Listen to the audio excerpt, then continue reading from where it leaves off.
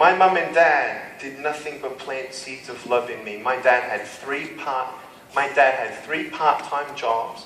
My mum had a full-time job, and they started voluntarily at church. All 11 months before I was born, I was their firstborn son. And on the morning of the delivery of my birth, my dad was standing next to my mum, and he was a little higher so he could see me coming. My mum was a midwife in Melbourne. She delivered hundreds of babies before I was born. She had a premonition that something would actually go wrong in her first pregnancy. And my dad said, "Stop it. Just be optimistic. Why are you so negative?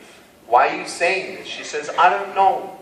She said, I just want to make sure that we do everything right." She didn't drink coffee, no tea, no pills for headaches or anything, not thalidomide drugs, nothing. My brother and my sister have arms and legs.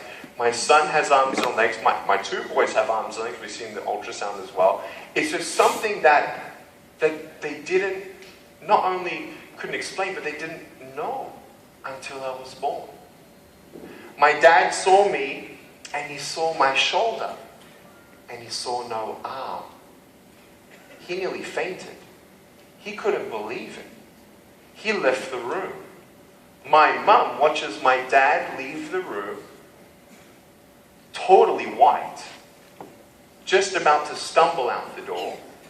The doctor holds me low so my mum can't see me. 3 nurses come, they wrap me up, they take me to the furthest corner of the room and cry. My mum said, "What's wrong? What's wrong? What's wrong with my son?" All the textbook things are coming back through my mum's mind.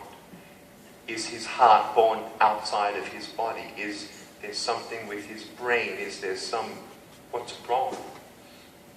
The doctor, after he can find the words, he says, "Phocomelia," which means a baby being born without arms and legs for no medical reason. My mum said, "Let me see him." They put me next to my mother's side, and she looked at me. She said, "Take him away. I can't see him right now. I don't want to touch him right now. Take him away." Quickly came, they took me to another room. My mum she wasn't even crying immediately. She was in shock. The doctor went out to see my dad. My dad said, "My son, he has no arm." He said, "No, I'm sorry, your son has no arms or legs."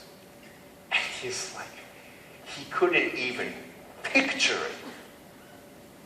He said, "What happened?" Doctor said, "I'm sorry, I don't know. I'm sorry we should have picked it up on the ultrasounds."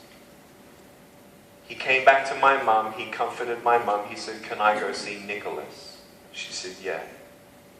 My dad came to be with me, unwrapped me. He looked at me, wrapped me back up, went back to my mum and said, "He's beautiful. We're taking him home."